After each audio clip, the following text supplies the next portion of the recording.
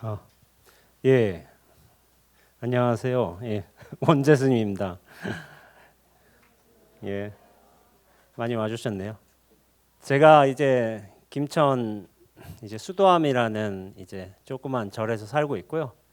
이제 하루 틈틈이 이제 시간이 남아가지고 글을 쓰게 된 것들이 이런저런 좀 조명을 받아서 출판이란 결과까지 나왔고, 그리고 출판을 했는데 이제 여러모로 평가도 좀 좋았던 것 같아요.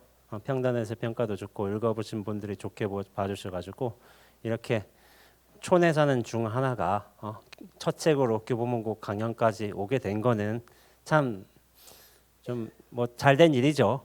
잘된 일이라고 생각하고 있고 이렇게 연단에 서서 여러분들한테 이제 강연하게 된 지금 이제 기회 시간을 굉장히 고맙게 여기고 있습니다. 예, 또 오셨네. 예. 자, 그러면은 질의응답은 나중에 하기로 하고요. 바로 강연 들어가도록 하겠습니다. 혹시 제가 좀 미리 질문 좀 해드릴 수 있을까요? 여기 책을 한번 읽고 오신 분 가볍게 한번 손 한번 들어보실 수 있을까요? 예, 한 30%쯤 되는 것 같고요.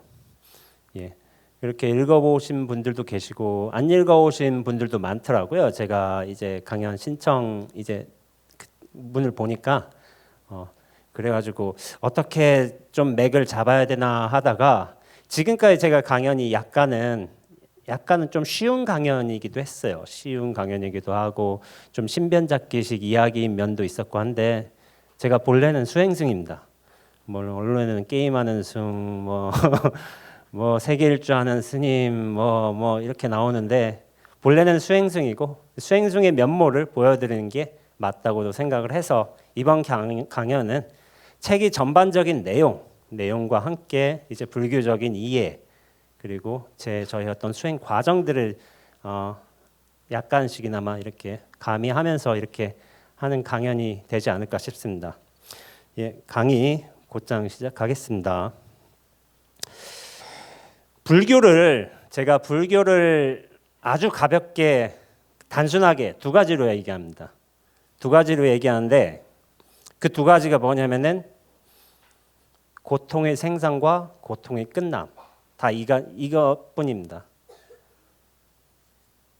불교 되게 복잡하잖아요. 8만 대장경 나오고 2600년의 역사가 나오고 수많은 수행 정통이 나오고 공사상, 유식사상, 무슨 사상 엄청나게 나오는데 저는 결론적으로 말하자면 단 두 가지. 고통의 생산과 고통의 끝남. 이 두 가지만 말합니다. 근데 이거는 부처님이 사성제라는 걸 말씀하셨어요. 사성제 되게 이거 고등학교 때 윤리 때 다 배우거든요. 중학교 때도 배우나? 고집멸도. 제가 할 때는 다 배웠어요. 고성제, 집성제, 멸성제, 도성제. 예. 고집멸도인데 고통은 뭐냐면은 고통이란 결과가 나온 거예요. 근데 고통이 왜 나올까요? 부처님이 말씀하신 고통의 이유는 뭘까요? 예, 여기 다 나옵니다. 집착 때문에. 근데 고가 나오게 된 거는 집착 때문이고 그러면 고통이 끝나게 되는 것은 그것을 멸성제라고 표현했는데 고통이 어떻게 하면 고통이 왜 끝나게 되느냐로 말하자면은 도성제라는 걸 말씀하셨어요. 이 도성제란 건 8정도입니다. 8정도. 정어, 정사유, 정견 뭐 해가지고 정의 총 8가지 내용이 있는데 이런 8가지 수행을 하게 되면 고통이 끝난다고 말씀하셨어요. 이것이 이제 사성제, 4가지 성스러운 진리라는 것이고 이것이 앞에 두 가지는 고통의 생성과 뒤에 두 가지는 고통의 소멸 이렇게 두 가지를 얘기한 겁니다. 고집멸도 많이는 들어보셨는데 이거 잘 의미를 모르세요. 그래서 제가 부처님 당시에 왜 고집멸도를 이야기하셨는가 이렇게 적어봤는데요. 그런데 이제 저는 이제 선승이라고 해요. 보통 절에서 선수행을 하는 스님을 선승이라고 합니다. 이제 형식적으로 제가 선원에 20안거를 놨어요. 현재까지. 현재 21안건째입니다. 20안거라고 한다면 여름과 겨울에 3개월 동안 이제 수행승들이 모여가지고 규칙적인 정진 스케줄을 잡아가지고 산문박 출입을 안 하면서 이렇게 정진하는 거를 이제 안거라고 불러요. 안거라고 부르는데 제가 지금까지는 20안거를 놨어요. 그러면 여름과 겨울이니까 총 10년을 놨습니다. 그러니까 10년 정도 선어에서 정진했다면 선승이라고 불러도 돼요. 예, 그렇게 했으니까. 근데 이제 제가 조명을 받은 거는 세계일주한 스님, 게임하는 스님, 여자친구한테 얻어맞은 스님 이렇게 조명을 받았어요. 예, 근데 그것도 나쁘지 않다고 봐요. 예, 인지도가 워낙 없으니까 그런 식으로 이제 끌어당기고서 슬쩍슬쩍 딴 얘기도 해줘도 나쁘지 않다고 보고 있고, 그런 식으로 해서 선수행을 했지만 선의 공부 방법은 팔정도 수행이 아닙니다. 선불교는 좀 의심이라는 걸 좀 기반으로 해서 수행하는 불교였어요. 이제 여러분들 많이 아시겠지만 이제 2조 해가와 보리달마, 1조 초조 달마와의 이제 대화가 있었는데 해가 스님이 뭐 마음이 불편합니다. 그 마음을 달마 스님께서 그 마음을 가져오느라 하니까 마음을 찾을 수가 없습니다. 그러니까 네가 네 스스로 마음을 편하게 하였느니라 하고서 이런 대화가 있어요. 마음을 찾으려고 했는데 마음을 찾을 수가 없어요. 도대체 이 마음이 어딨지 하는 과정을 거치셨을 거예요, 해가 스님도. 그런데 마음을 찾을 수 없다는 데서 오히려 편안해졌어요. 마음이란 걸 뭐 있다고 생각했거든요. 실체가 있다고 분명히. 근데 나중에 알고 보니까 찾을 수가 없으면서 오히려 편안해졌다고 해서 이걸 안심법문이라고 합니다. 남학회양 같은 경우에도 그래요. 육조 해능 스님이라고 되게 육조 단경이란 걸 쓰신 선불교 당시에 굉장히 유명한 어른, 이제 큰 선지식 분이 계세요. 근데 남학회양 스님한테 공부를 점검 받으러 갔어요. 그런데 어디서 왔느냐, 뭐 숭산에서 왔습니다. 무슨 물건이 이렇게 왔는고라고 물으니까 남학회양 스님이 무슨 물건? 자기를 물건이라고 표현했잖아요. 자기를 물건이라고 표현했는지 아니면 다른 것을 물건이라고 표현했는지 모르겠지만은 여하튼 걸려버렸어요. 거기서 답을 못 해버렸어요. 그러니까 남학회양 스님이 돌아갔어요. 말을 못하고 8년 동안 열심히 수행해서 다시 돌아왔습니다. 똑같이 물으셨어요. 육조해능 스님이 어디서 왔는 거니까 숭산에서 왔습니다 한 거예요. 그러니까 무슨 물건이 이렇게 왔는고라고 하니까 그 다음에 대답한 거 아시는 분들 계시죠? 모르시는? 알아도 이제 아는 척 안 하시죠? 예? 설사 한 물건이라고 해도 옳지 않습니다라고 대답했어요. 그 한 대답으로 깨달음을 인가받았습니다. 이건 물건이라고도 칭할 수가 없는 거예요. 그런데 이걸 설명을 했다기보다는 그 다음에 또 대화가 있어요. 그러면 뭐 닦아 증득하는 바가 있느냐 하면 증득하는 바가 없지는 않지만 오염될 수는 없습니다라고 대답을 했어요. 그러면서 역대의 부처와 조사가 너와 같았고 또한 나와 같았고 동일하다 이렇게 해가지고 인가를 해주셨다는 게 있는데, 그 8년 동안 남학회양 스님은 도대체 한 물건이 뭘까? 이거 고민하셨어요? 의심하셨고 그거 해결돼서 나중에 8년 뒤에 찾아오신 거예요. 그리고 부처님 같은 경우에도 염화미소라는 공안이 있습니다. 염화미소 어디서 많이 들어보셨죠? 근데 염화미소의 공안의 내용이 뭐냐면은 부처님이 회상에서 이제 이렇게 법문을 하시다가 어느 순간 법문을 안 하시는 거예요. 안 하시다가 꽃을 하나 쭉 들어 올리시는 거예요. 꽃을 들어 올리시니까 대중들이 법문 시간에 법문을 안 하시고 꽃을 들어 올리시니까 저 뭐지? 왜 저러시지? 이렇게 할 거 아니에요. 근데 그 중에서 유일하게 가섭, 마하 가섭 존자만 미소를 보였어요. 그 쓱 올리신 거에 대해서 미소를 보였어요.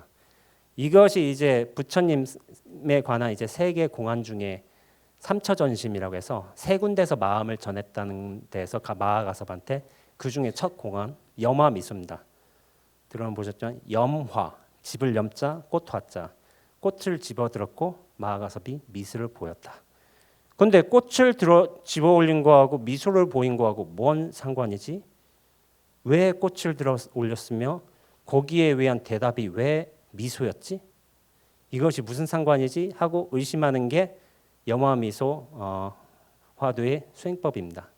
이 세 가지는 다 의심이란 공통점이 있어요. 의심이라는 공통점. 이게 선불교는 어떻게 보면 의심이라는 수행 방법을 취했습니다.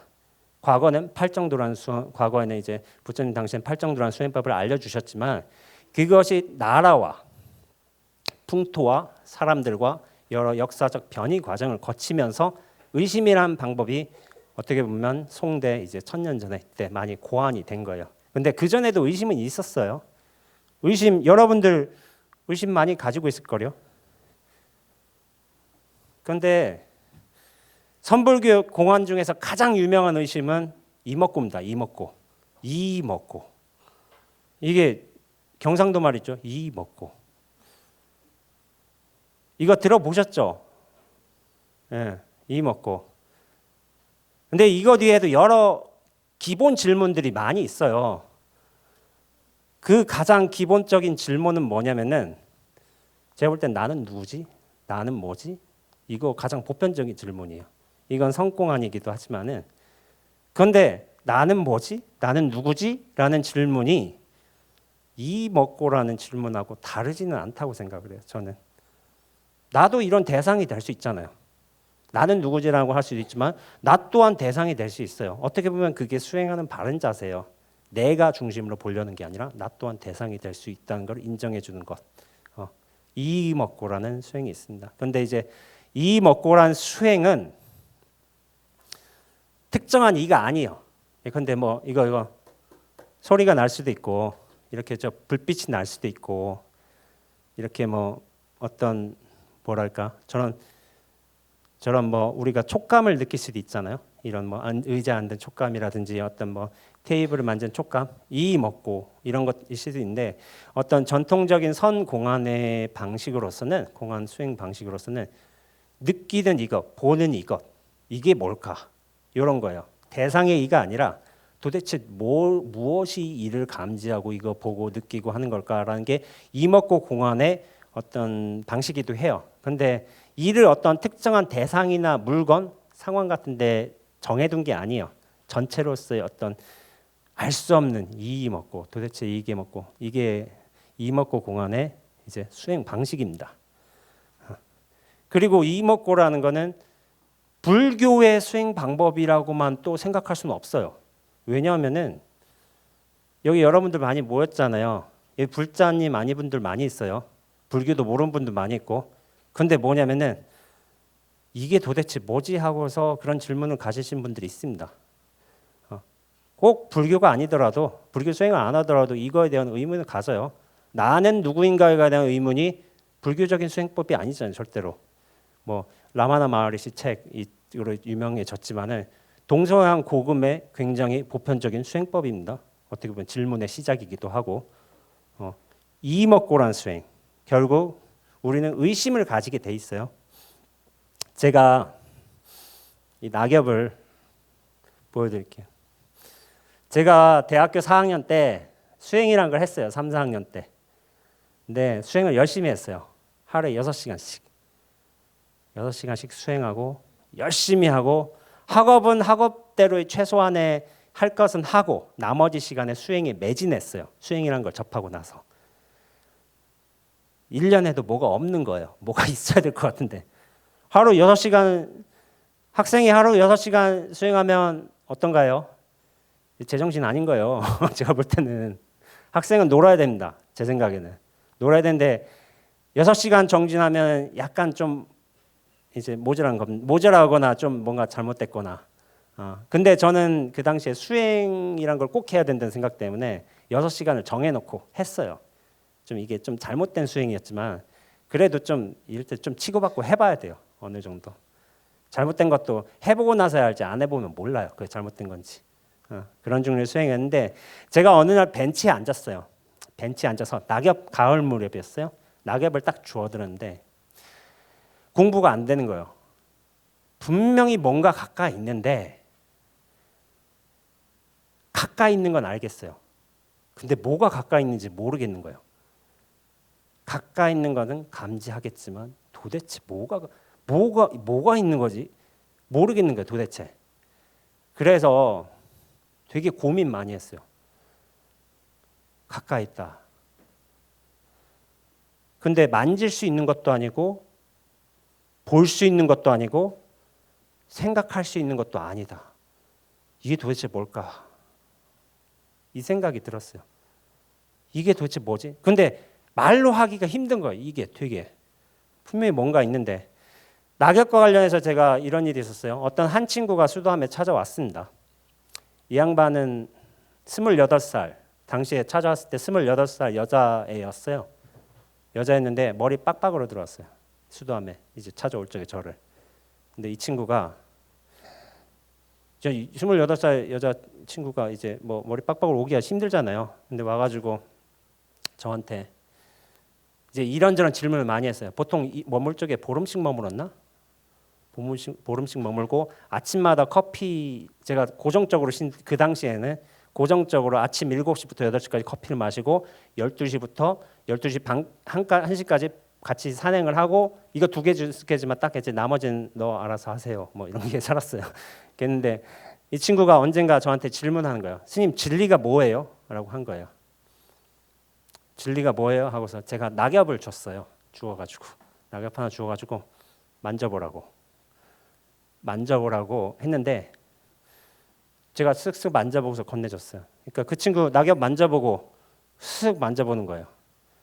그런데 별 반응이 없는 거예요. 그래서 제가 낙엽을 이렇게 다시 돌려바꿔서 낙엽이 이렇게 달랑달랑 매달려 있는데 헝겊에서 톡 떨어뜨렸어요. 그러니까 그 친구가 온몸에 소름이 돋아버렸어요. 왜 소름이 돋았을까요?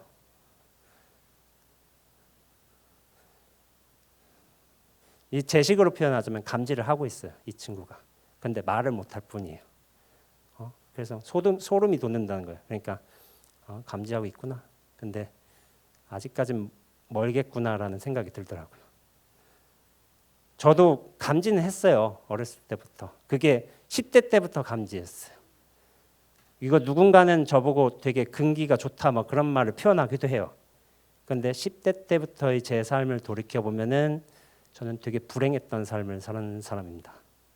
왜냐하면은 여기도 못 속하고 저기도 못 속하고 아는 것도 아니고 모르는 것도 아니고 제가 저희 저자 소개 때 현실에서 5cm 정도 떨어진 듯한 분리감에 괴로웠다는 말을 썼어요. 일부러. 이게 분리감이에요. 이게 좋은 게 아니에요. 느끼기엔 좋은 건 아니에요. 근데 고통이었어. 저한테는 약간 힘들었고 제 책을 본 분들은 제가 자해를 하고 어떤 괴로움에 속하고 이런 것들을 많이 보셨을 거예요. 그러니까 제가 약간 좀 독특하게 자라긴 했던 것 같아요. 약간 이제 여동생도 왔지만은 약간 독특한 오빠였을 거예요. 어떻게 저런 사람이 나오지? 근데 되게 좀 힘들었던 것 같아요. 근데 감지를 해서 어떤 면에서는 그래요. 감지 못하고 그냥 살면 평범한 삶을 살면 되게 편안하게 살 수 있을 것 같아요. 제 생각에는. 근데 정도의 차이는 있을지언정 여기 중 상당수는 감지를 하고 계십니다. 이미. 근데 뭐가 뭔지 아직 몰라요. 그게 사실이에요. 저도 겪어봤기 때문에 다 압니다. 그리고 그런 과정에 있는 분들 상당히 많이 있고요. 그 친구도 감지는 했어요. 근데 그냥 감지한 건 아니에요. 누구지? 굉장히 똑똑한 사람. 머리 빡빡에다 안경하고 막 서양에 엄청 두꺼운 책 쓰는 사람도 있어요. 막 그런 사람 책도 보고 그러더라고요. 이미 그런 것을 감지하기 때문에 여러 영성책을 본 거예요. 그런데도 자기 삶으로 확신이 안 되니까 계속 여기저기 떠돌아다니는 거죠. 그런 것이었어요. 이게 뭘까라고 했는데 제가 한번 질문해 볼게요. 가까이 있어요. 그런데 볼 수도 있고 만질 수도 없고 생각할 수 있는 것도 아니에요. 이게 뭘까? 이걸 한 단어로 한번 표현해 볼 수 있을까요? 한 단어로. 뭐 진리라고 해도 되고 뭐라고 해도 될 것 같아요. 근데 이거를 제가 역대 선사들이나 이때 선지식들이 어떤 방식으로 표현했나? 허공이라고 했어요. 허공이라 표현한 분들이 많습니다. 왜냐하면 허공의 속성이 이것과 가장 흡사하기 때문에.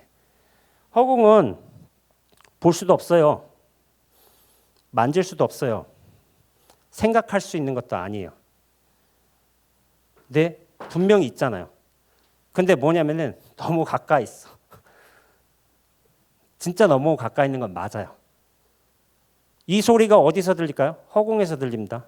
여러분들은 어디 앉아 있을까요? 형식적으로는 교보문고 광화문의 23층 컨벤션 홀이지만 여러분들은 이미 허공에 있습니다.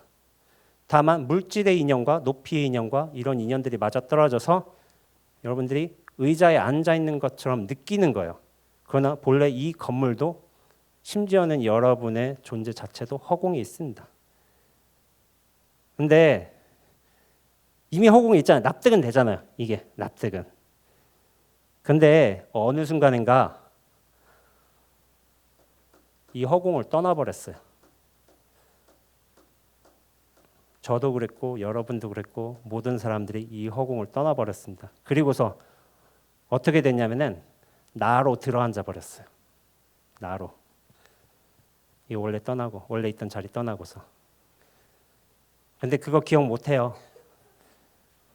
여러분들 허공에서 이 소리도 나고 건물도 있고 바라봄도 있고 느낌도 있고 생각이 있고 모든 것들이 다 드러나게 되는데 그것을 언제 떠났느냐? 언제 떠났을까요?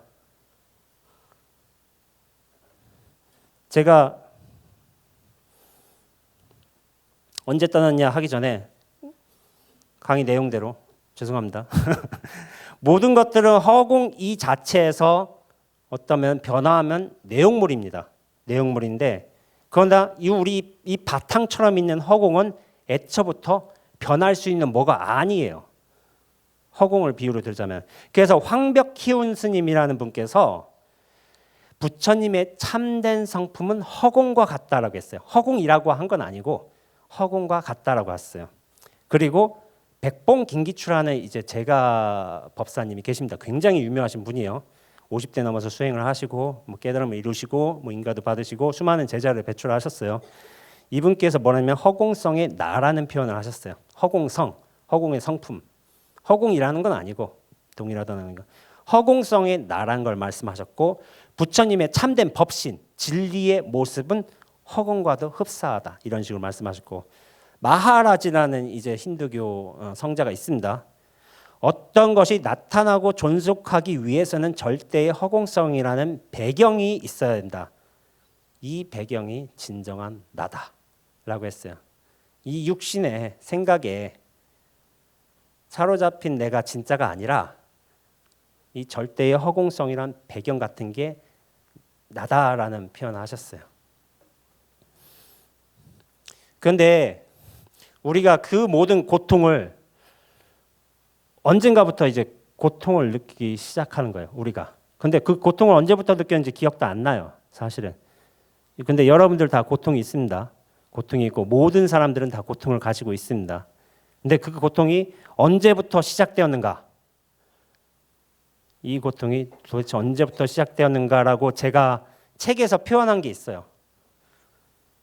이거는 나가 형성되면서부터. 나가 형성되기 전에는 고통이 없습니다.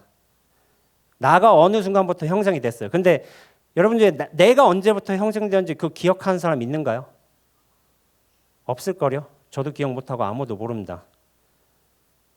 이 허공성이란 전체에서 어느 순간 우리는 갑자기 나로 들어앉아 버렸어요. 그게 아마 나이상으로는 굉장히 어린 나이였을 거예요. 제 생각에. 왜냐하면 모든 사람들은 자기의 존재감을 확인하는 순간 자기에 대한 기억을 하는 것은 제가 볼 때는 한 3살, 빠르면 3살, 4살 때부터 자기에 대한 존재감을 기억할 거예요. 그전에는 몰라요. 자기가 있는지 없는지. 어린애들 보세요. 어린애들 자기가 있는 거 알까요? 갓난아기들. 몰라요, 걔네들. 그 친구들 그냥 졸리면 자고 배고프면 울고 똥 마를 때 똥 싸고 되게 단순하게 살잖아요. 예. 근데 우리가 2-3살 때까지 기억은 없어요.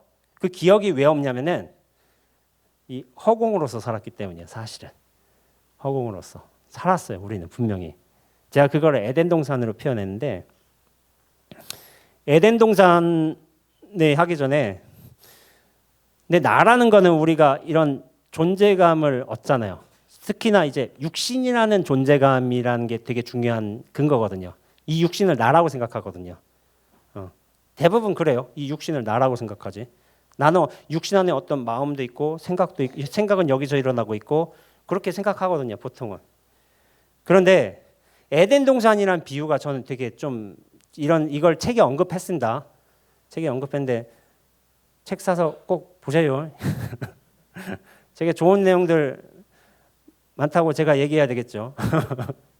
에덴 동산이라는 게 있는데 저는 전 교회를 다녔어요 예전에. 근데 이제 교회를 다녀서 그런지 그런 교회 성경 구절들 이런 게 좀 생각이 많이 나요. 네, 에덴 동산이라는 곳에 있으면은 그때는 이게 낙원이잖아요. 낙원. 실제로 영어권에서 이제 에덴이라고만 합니다. 원이라고는 이제 가든이라고는 하지 않고 낙원이라고 하는데 에덴 동산 이야기를 아시겠지만은 아담과 하와가 그렇게 잘 살았어요. 잘 살았는데 너희들한테 모든 것을 허하겠지만 단 하나 이제 에덴 동산 중앙에 있는 선악과만은 먹지 말라 이런 얘기를 하셨어요. 하나님께서. 근데 어느 날 뭐 뱀이 나타나가지고 야 저거 맛있고 해가지고 저걸 먹어라 해가지고 결국에 이제 하와가 이렇게 싹 먹고서 하나님한테 이제 혼나게 되고 이제 진노의 어떤 표현을 받게 되죠. 그러면서 에덴 동산에서 쫓겨나게 돼요. 쫓겨나게. 근데 선악과의 영어 명칭이 보자면은 The fruit of the tree of the knowledge of the good and evil이라고 써 있어요. 이게 뭐냐면은 영어 명칭이요. 선과 악에 대한 지식을 갖게 해주는 과일인 거예요. 이 아담과 하와가 선과 악이라는 지식을 갖기 전에는 에덴에 살았어요. 그런데 선과 악이라는 것에 대한 지식을 가진 후부터 에덴에서 쫓겨나 버렸어요. 선악은 우리의 분별심 중에 대표적인 거죠. 선과 악. 또 다른 분별심이 뭐가 있을까요? 시와 비 이런 거 있습니다. 또 다른 분별심이 뭐가 있을까요? 주와 객. 주, 객, 나와 너 이런 거 있고 여기서 또 하자면은 제가 여기 에덴 동산의 비유를 들자면은 자연스러움과 부끄러움 이런 걸 했는데 아담과 하와는 벌거벗고 사는데 자연스러웠지 부끄러움 같은 게 없었어요. 그런데 선악 시비를 알고 나와 너를 분별하게 되면서 부끄러움 이런 게 생겼어요. 발가벗은 상태에 대한. 그리고 이전에는 안락한 상태만 있었을 뿐인데 선악을 알면서부터 고통을 느끼게 됐어요. 그러니까 그 결과로 뭐냐면은 낙원에서 추방이 되고 그 선악에 대한 이제 분별의 지식을 가지면서 그 지식에 대한 죄가 고통으로 상속받게 되었습니다. 그것을 인류에 대한 역사 근원이라고 이렇게 성경에서 설명하고 있어요. 근데 이게 되게 상징적이었어요. 저한테는 되게. 그러니까 이게 어떤 사람들은 이런 잘못된 접근을 하는 경우도 있어요. 이 상징성을 이해하려고 하지 않고 이 선악과가 어디 있었냐? 지금의 메소포타미아 무슨 유프라테스 강의 어디 상류 쪽에 무슨 나무로 추정된다. 이렇게 얘기를 하는 거예요. 그런데 성경도 그렇고 불경도 그렇고 되게 상징적인 내용들이 많아요. 그 상징을 상징으로 해야지. 그런데 부처님이 뭐 태어나셔서 7발짝 걸어가지고 뭐 천상천하 유아독존 그런 말씀을 하셨겠어요 실제로. 그런데 그것이 상징적인 의미가 있단 말이에요. 그렇게 해석해야 되지. 그렇게 하면 안 돼요. 근데 이제 그런 나무를 찾겠다고 나무를 먼저 규정하겠다고. 그러나 진짜 중요한 거는 선악을 분별해주는 나무, 과일을 먹으면서 인류가 왜 고통이 생겨나는가. 분별은 고통을 낳습니다. 분별 안 한 사람 고통 없어요. 애들 보세요. 애들 자기 기저귀에 똥 쌌다고 괴로워하나요? 부끄럽다고? 안 하잖아요. 배고픈 거 지금 배고플 시간인데 배고프다고 우는 게 부끄럽나요? 아니죠. 자기에 대한 존재감이 없어요. 애는. 존재감이 없습니다. 다만 인연에 반응한 거예요. 배고프니까 울고 졸리니까 자고 장이 찼으니까 똥 싸고. 그런데 어느 순간부터 나가 생성돼요. 선악이 생긴 때 주객도 같이 생깁니다. 시비도 같이 생깁니다.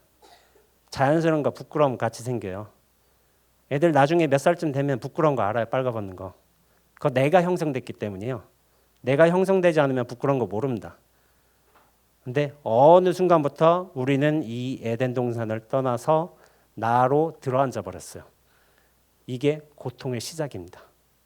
나란 존재가 어떻게 보면.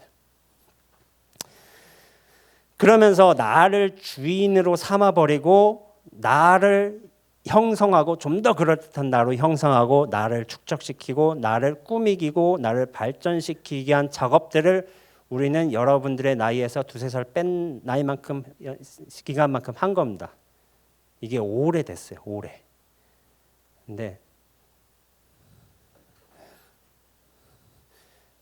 근데 이 무아라는 게 불교의 사상을 무아라고 하잖아요.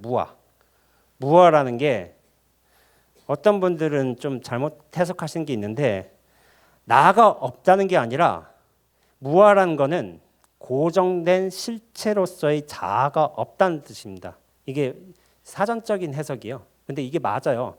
내가 없다. 내가 없으니까 맘대로 해야 된다. 이거 불교 아닙니다. 이거 착각입니다. 고정된 실체, 변하지 않는 실체, 그런 나는 없다고. 다 인연에 따라 변할 뿐이에요. 여러분들 뭐 시간이란 인연, 뭐 이런 몇 가지 인연 따라서 자기의 모습들이 계속 바뀌게 되고 어떤 경험에 대한 인연에서 또 생각들이 바뀌게 되고 절대로 고정적인 거 없습니다. 이런 흐름으로서 존재해요. 근데 인연에 상응해서 나가 드러나는 거예요. 나가 드러나는 거. 근데 언젠가부터 나를 이 중심으로 살면서부터 전체에 대한 자각, 존재를 잃어버렸어요. 그러니까 여러분들 지금 만약 이렇잖아요. 내가 존재한다는 느낌이 보통 이렇잖아요. 나를 중심으로 해서 무엇이 있기 때문에, 나를 중심으로 해서 뭐가 보기 때문에, 특히나 육체를 중심으로 해서 그 근거를 잡는 경우가 많이 있거든요. 이 나라는 것을 중심으로 삼고 나를 실체화시켰기 때문에 본래의 이 허공성을 잃어버리게 됐어요. 잃어버리게. 근데 여기서부터 괴로운 거예요. 사람은. 나가 느껴지지 않으면 괴로울까요? 저는 괴로움이 상당수 부분 소진되리라 생각해요. 나가 느껴지지 않으면. 그래서 약간 덜 이게 죄송하지만 지능에 약간 문제가 있으신 분들은 되게 즐거워요. 그렇죠? 발달장애 있으신 분들. 되게 제가 그런 분들에 대한 글을 쓰기도 했어요. 다음에 쓸 거예요 아마. 또 책에 나올 거예요. 책에 나올 건데 그런 분들 되게 즐거워요. 근데 인식이 안 되는 거예요. 그런 분들 좀. 인식이 되긴 하는데 덜 돼요. 확실히. 나라는 존재감이 확실히 덜한 거예요. 그분들은. 근데 반응은 해요. 여전히 이렇게 사탕 줬으면 좋아하고 사탕 뺏어가면 으악 울어요.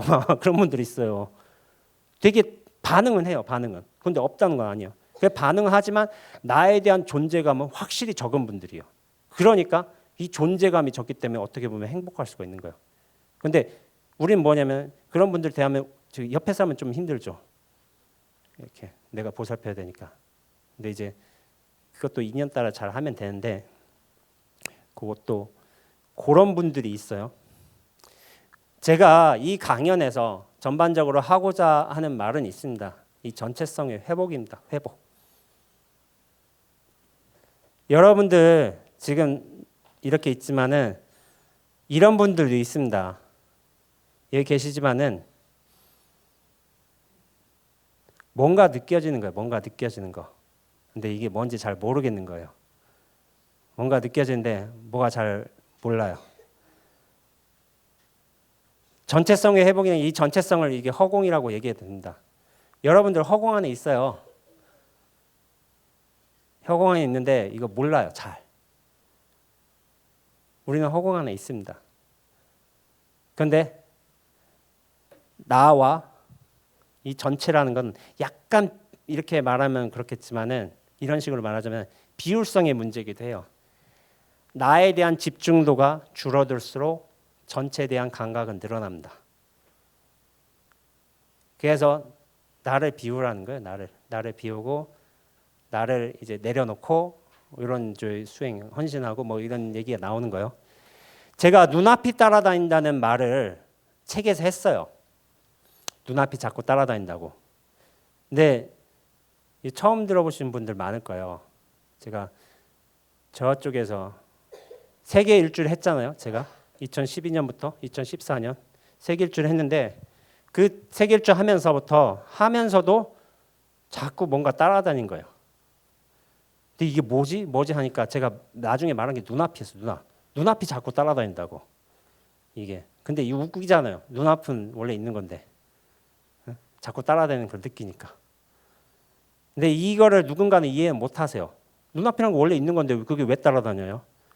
근데 이걸 수행적으로 설명하자면은 나에 대한 집착과 중심이 없어질수록 눈앞은 보이게 됩니다.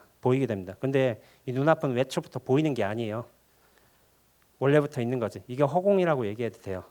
전체라고 얘기해도 되고 공이라고 얘기해도 되고 자유라고 얘기해도 됩니다. 그건 원래 따라다니고 있어요. 근데 나에 대한 입장이 강할수록 이걸 못 느낍니다. 제가 전체로 산다라고 얘기하는데 이 전체로 산다라고 하는 거는 이 전체성이라는 걸 회복해서 사시라는 뜻이에요. 근데 전체는 중심은 없어요. 우리는 나로 살면 중심이 나로 분명하잖아요. 그러나 이 전체는 원래 중심이 없습니다. 중심 없는 곳에서 소리가 드러나고 스크린이 드러나고 빛도 드러나고 그 가운데서 나조차도 드러나야 돼요. 나가 중심인 것 같죠? 아니, 이것도 드러남의 대상입니다. 그런데 여기에 탁 앉아버린 거예요. 이 전체에 대한 감각을 하게 되면은 그리고 이 경험이 크면 클수록 안목과 방향이 바뀌게 돼요. 이전에는 내가 보거든요. 내가 대상을 보고 내가 상황을 보고 이렇게 하지만은 전체에 대한 감각을 하면은 전체가 나란 것을 통해서 그렇게 하는 것 같지만은 내가 하는 것 같지만 실제로는 전체가 글자를 보고 전체가 이 소리를 듣고 전체가 나를 느낍니다.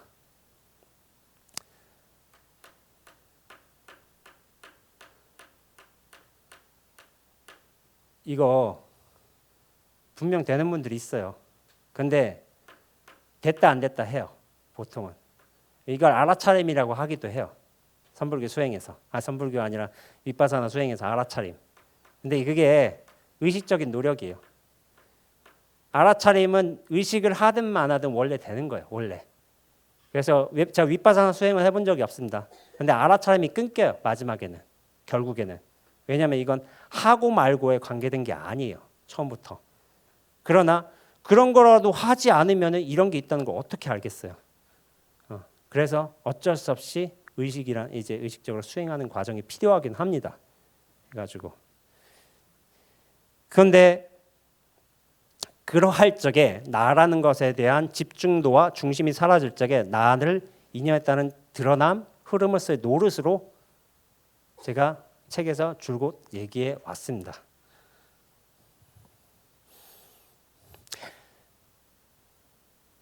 나에 대한 집착이 넓어질수록 상황이 명료하게 드러나게 돼 있습니다. 이전에는 내가 상황을 선택하려 하고 상황을 바꾸려 하고 이렇게 하지만 상황 순간순간이 명료하게 보여요. 이제 드러나요. 그런데 그런 상황이 명료하게 보일수록 어떤 나의 분별 집착은 훨씬 줄어들게 됩니다. 이게 같이 가는 건데 그래서 우리가 나를 기준으로 살 때는 모든 문제들이 많이 보여요. 그런데 나에 대한 집착이 줄어들면 전체의 어떤 상황으로 보이게 돼요. 상황으로 보이게 되고 그리고 문제는 해결해야 되는 것이지만 상황은 그런 전체의 관점에서 볼 때는 그것에 대응이 있어요. 올바른 대응이 무엇이냐 이렇게 하게 됩니다. 그러면서도 나는 이렇게 얘기도 해요. 말들 통해서 얘기도 하고 여러분들 보기도 하고 똑똑똑 두들기도 하고 온갖 일을 다 합니다. 다만 나에 대한 실체성을 가지지 않는 것이고 나에 대한 인연의 흐름을 허용하는 거예요. 그런 식으로 바뀌게 됩니다. 그리고 그래서 대상은 우리는 그래요. 자꾸 나로 들어앉으면 대상으로 파악하려고 해요. 그리고 그 대상을 바꾸려고 해요. 대상을 바꾸려고 하는 게 우리들의 기본적인 욕망이에요. 얼마 전에 제가 뭐 학부모님들 만났는데 아들을 자꾸 뭐 하려고 하시는 거예요. 아들이 자꾸 기타 배우겠다고 그게 마음에 안 드시는 거예요. 그래서 제 젊어서 좀 젊은 나이에 좀 해볼 수도 있지 기타 배울 수 있는 거. 그래서 그거에서 뭐 해먹고 살 거냐고 이렇게 막 하더라고요. 너 몇 살이냐고 하니까 20살이래요. 아 20살에 기타 배울 수도 있지. 아 그게 뭐가 잘못돼서. 근데 이 어머니는 이해를 못하는 거예요. 그거에서 뭐 먹고 살 거냐고. 근데 사실은 아들이 먹고 사는 건 지의 일이지 자기 일 아니에요. 사실은 지가 알아서 사는 거지. 그러나 어머니의 어떤 약간 좀 이게 좀 말하기 애매하지만 어머니는 곧잘 대상한테 가 있어요. 아들, 딸. 이게 되게 강해요. 아버지에 비해서 강해요. 곧잘해서 곧 내 한 몸처럼 인식이 되는 거예요. 그래서 그러니까 고민과 걱정이 되게 많으신 거예요. 아버지는 약간 무관심한 사람들도 많고. 그런데 우리가 자꾸 대상을 실체화할수록 그걸 대상이 실체화됐던 건 뭐 나가 실체화됐다는 거예요. 나가 실체화된 만큼 대상을 실체화됐고 나가 비어진 만큼 대상조차도 비어집니다. 대상조차도 비어질 적에 뭐냐면 이 전체에 대한 인식을 하게 되어 있습니다. 이 전체는 비어있음이에요. 비어있음. 나에 대한 존재감이 작아질수록 이 전체에 대한 인식을 하게 되어 있어요. 제 책 중에 여인숙이라는 시가 있습니다. 루미라는 신비주의 시인이라고 해요. 저희 이 시밖에 모릅니다. 루미의 시. 이 시밖에 모르는데 제 책을 안 봐요. 사실은. 책을 안 봐서 잘 몰라요. 근데 이거 유명한 시예요. 이걸 읽어보겠습니다. 인간이란 존재는 여인숙과 같아서 아침마다 새로운 손님이 도착한다. 기쁨, 우울함, 야비함, 그리고 어떤 찰나의 깨달음이 예기치 않은 손님처럼 찾아온다. 그런데 거기서 얘기하는 거예요. 그 모두를 환영하고 잘 대접하라. 설령 그들이 그대 집안을 가구 하나 남김없이 난폭하게 휩쓸어가는 한 무리의 아픔일지라도 그러할지라도 손님 한 분 한 분 정성껏 모셔라. 왜냐하면 그대의 내면을 깨끗이 비우는 중일지도 모르니 어두운 생각, 부끄러움, 미움 그 모두를 문 앞에서 웃음으로 맞아 안으로 모셔들어라. 어떤 손님이 찾아오든 늘 감사하라. 그 모두는 그대를 인도하러 저 너머에서 보낸 분들이니. 이거 굉장히 유명하십니다. 오늘 처음 보신 분도 계실지 모르겠지만은 여인숙이라는 존재예요. 우리 인간은 사실 여인숙과 같다는 거예요. 이 신비주의 시인인데 이분은 제 이 시를 봤을 적에 또 몇몇 시를 좀 약간 읽었어요. 잘 알지는 못하지만 깨달았구나 그 생각 들었어요. 깨달으신 분이니까 신비주의 시인이고 수천 년 뭐 천 년 동안 이게 계속 오르내리는 거예요. 근데 이걸 감지하신 분이고 어떤 면에선 적당히 잘 체화를 하셨어요. 이 허공성이라는 걸, 전체라는 걸. 인간이라는 존재는 여인숙과 같다는 거예요. 비어 있다는 거예요. 손님은 여러 손님이 올 수 있잖아요. 여러 손님이 오는데 손님 왔다 가요. 근데 자기는 받아들이고 보내드린 역할밖에 안 해요. 거기에 대해 취사 선택 안 합니다. 분별하지 않습니다. 다만 모든 손님이 오고 가게끔 자기는 비어있는 통로와처럼 여인숙처럼 있을 뿐이에요. 그런데 예기치 않는 기쁨, 우울함, 야비함. 그런데 뭐냐면은 우리들은 그 중에 손님들 중에 좀 좋은 손님만 고르려고 해요. 나한테 행복을 주는 거, 만족을 주는 거. 아들이 의대 들어가는 거, 기타 배우면 안 돼. 이런 거 해가지고 취사한테 가려고 하잖아요. 그리고 돈을 내가 버는 건 중요하지만 돈을 누가 뺏어가는 건 또 싫어. 이런 일 해요. 근데 예기치 않은 손님들이 우리한테 되게 많이 옵니다. 근데 뭐냐면 우리들은 취사 선택을 하려고 해요. 자꾸 거기 중에서 다 받아들이려고 하지 않고 제가 공덕천과 흑암녀라는 글을 썼지만 공덕천은 받아들이려고 하지만 흑암녀는 받아들이기 싫어. 그게 인간의 기본 이제 욕망입니다. 비어 있음이 되지 못해요. 그런데 루미는 그 모두를 잘 환영하고 잘 대접하라겠어요. 어떤 나쁜 짓을 벌이더라도. 근데 왜 그러냐면은 다 모시라고 했어요. 왜? 다 모시는. 이게 중요해요. 그대를 인도하러 저 너머에서 보낸 분들이니. 이게 우리가 순한 좋은 일이 있을 때는 진리를 인식하지 못해요. 있는 면도 있어요. 근데 나쁜 일이 생각하면 이제 고민들이 많아져, 생각도 많아지고. 그런데 그런 것들이 어떤 우리가 고통받는 일도 고통에 대한 고민을 하면서 나가 뭘까라는 고민도 하게 되는 분들이 경우도 있어요. 이 고통이 뭐지? 나는 왜 괴로울까? 여기 중에 오신 분들 중에 이런 강연 신청 내용 중에 나는 왜 이렇게 괴롭지? 괴로움의 삶을 살아야 되지? 이런 분들 많이 있었어요. 도대체 이유가 뭘까? 근데 괴로움에 이런 질문을 드리고 싶은 거예요. 강연자 신청분들 사연이 답을 찾고 싶다. 가르침을 얻고 싶다. 고통에서 벗어나고 싶다. 번뇌하고 싶지 않다. 에고에 흔들리지 않는 셀프를 찾고 싶다. 왜 셀프라는 말씀을 쓰셨는지 잘 모르겠지만은 뭐 변하지 않는 근원의 어떤 거를 찾고 싶다. 그런 뜻이시겠죠? 허무함에서 벗어나고 싶다. 균형을 잡고 싶다. 편안히 주체적으로 살고 싶다. 어떻게 하면 속지 않을까? 이런 질문들을 많이 하셨는데 제가 드리고자 하는 말씀은 여러분들이 취사 선택을 하려는 게 아닌가? 그것 때문에 괴로운 게 아닌가? 고통을 보내고 싶은 거죠. 고통을 맞아들일 생각은 없으세요? 혹시? 이거 뭐지? 받아들이고 나를 불편하게 하니까 허무함에서 벗어나고 싶다. 허무함에 들어가 볼 생각은 없으세요? 한번? 이거 뭐지?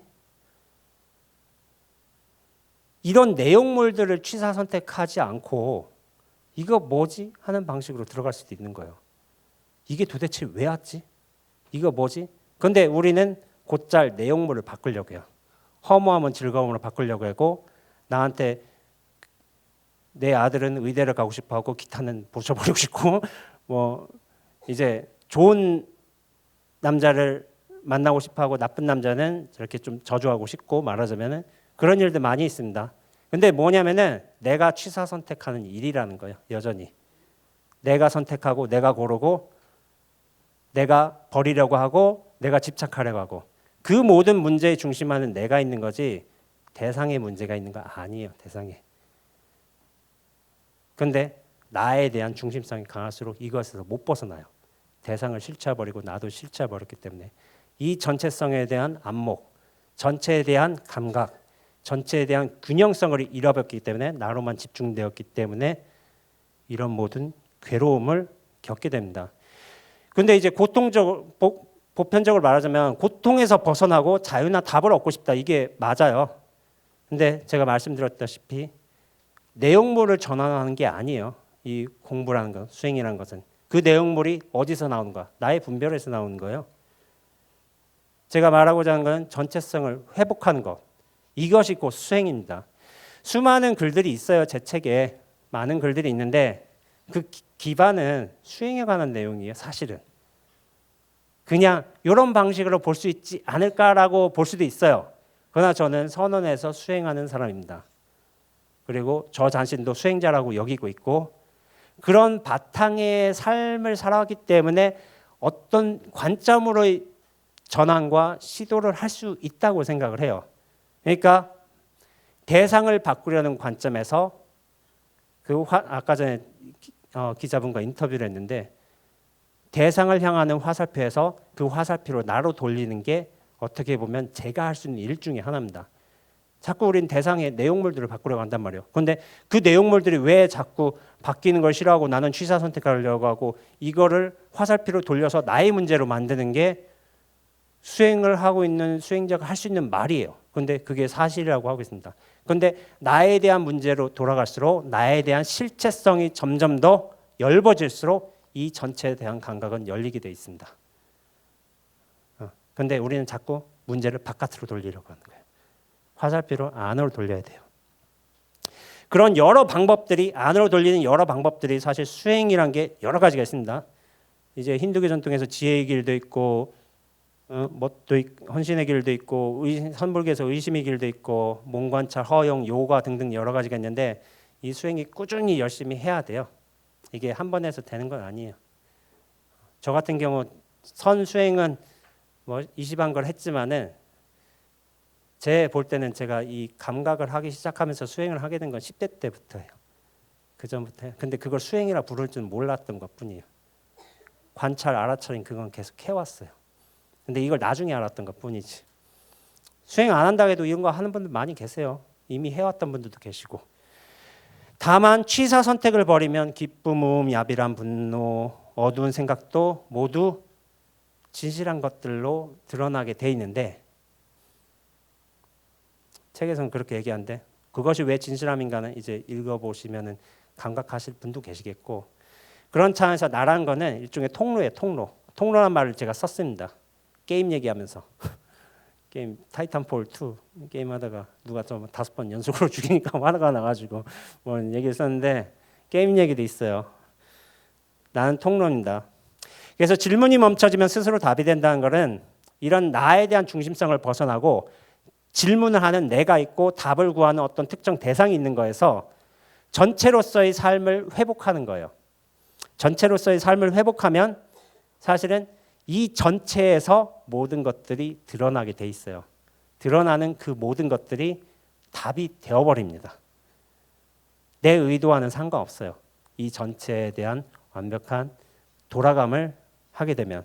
그래서 내가 답의 중심이다 그런 말이 아니라 그렇게 해석하는 분들도 계세요. 근데 이제 질문이 멈춰지면 내가 답이 된단 말을 안 했거든요. 저는 스스로 그 모든 것들이 이 소리가 드러남이나 글자나 이런 빛이나 심지어는 여러분의 촉감까지 그 스스로 답으로서 명료하게 드러나는 거예요. 이건 전체성을 회복해야 됩니다. 그러기에 모든 것들이 답으로 들어오면 답 이러면은 거기에는 이제 질문이 멈춰집니다. 질문이 멈춰지고 모든 것이 답일 적에 더 이상 답은 없어요. 모두 다 답이기 때문에. 그러나 하나하나 낱낱의 일들이 이런 소리, 빛, 존재, 심지어는 나의 어떤 느낌, 생각, 진실한 것들로 돌아가게 돼 있습니다.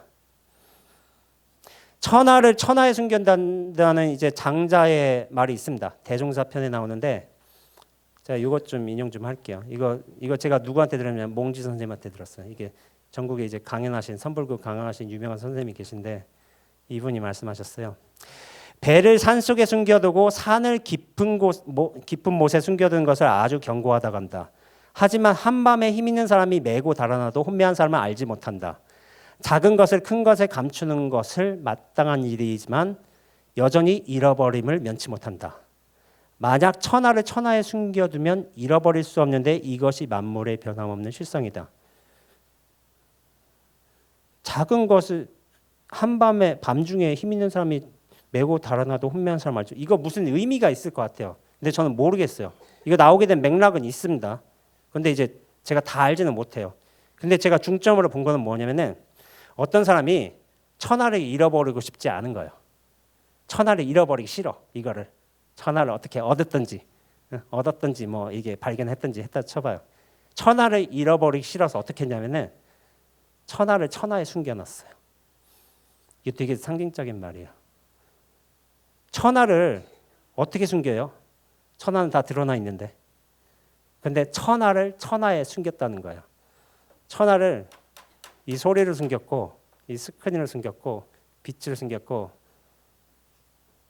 촉감으로 숨기고 생각으로도 다 숨겼던 거예요. 근데 이거 숨길 수가 없는 거예요. 애초부터. 다 드러나 있는 거지. 그러니까 숨겼다는데 이게 비밀인 것 보지만 이미 다 드러났다는 거예요. 다 드러난 비밀이라는 거예요. 그래서 이미 다 드러났는데 뭐냐면 나는 못 봐요. 나 안에 갇혀있기 때문에. 다 드러난 비밀인데. 십자가 요한에 숨어있음으로 만난다는 구절이 있습니다. 우리가 하나님을 만나고 싶어 하는데 하나님을 못 만나요. 기독교인 된 분들. 그런 분들. 이게 제가 본 구절인데 그 이유는 그분께서 숨어 계시기 때문이며 동시에 그분을 만나고 느끼기 위해 내 자신이 숨지 않기 때문이다. 숨겨진 물건을 찾으려는 이는 아주 깊은 곳까지 들어가야 한다. 거기서 물건을 찾을 때 찾는 이 역시 그 물건처럼 숨어 있게 된다. 어떤 물건이라겠지만 그분은 하나님이에요. 하나님. 근데 하나님을 만나려거든 자신을 숨겨야 된대요. 왜냐하면 하나님은 숨어 계시기 때문에. 나를 가지고는 만날 수 없다는 거예요. 나를 갖추고 나를 유지하고 내가 어떤 대상으로서의 하나님을 지식으로서 알고 소유하고 느끼고 이렇게 할 수 있다는 게 아닌 거예요. 그분이 숨어 있기 때문에. 근데 그분을 만나려거든 깊은 곳까지 들어가서 같이 숨어 있어야 된다는 거예요. 숨어 있음과 숨어 있으면 만납니다. 허공과 허공은 곧잘 만납니다. 만나고 하고 말 것도 없어요. 이미 허공이었기 때문에. 이미 숨어 있음이었기 때문에. 이 숨어 있음을 어떻게 보면 현자, 도덕경, 노 선생님께서 이제 현자를 자주 쓰셨는데 저는 이 자가 생각이 나요. 어두울 현자. 이게 숨어 있는 거예요. 근데 이게 색채상으로 어둡다는 게 아니에요. 밝고 어둡고. 안 보인다는 거 눈으로. 인간의 눈으로. 이 어떤 영적인 눈을 떠야지만 보인다는 거예요. 이걸 제3의 눈이라고 할 수도 있고. 숨어 있음이 될 적에야 비로소 숨어 있음을 만다는 거예요. 이건 되는 문제지 찾고 구하고 쌓는 문제가 아닌 거예요.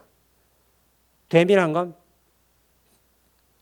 이거는 비어 있음의 문제예요. 비어 있으면 숨어 있으면 곧잘 만납니다. 진리든 허공이든 그것이 하나님이든 나를 중심에 두고 나를 무엇을 취하려고 답을 가지려고 하는 순간 못 만나게 돼 있어요. 왜냐하면 이건 가질 수 있는 게 아니기 때문에 내가 그렇게 허공성으로서 비어 있어야 되는 문제였기 때문에. 그래서 하나님은 형상이 없습니다. 목소리도 없어요. 그게 허공성이에요. 형상과 모형성을 잡을 수가 없는 거예요.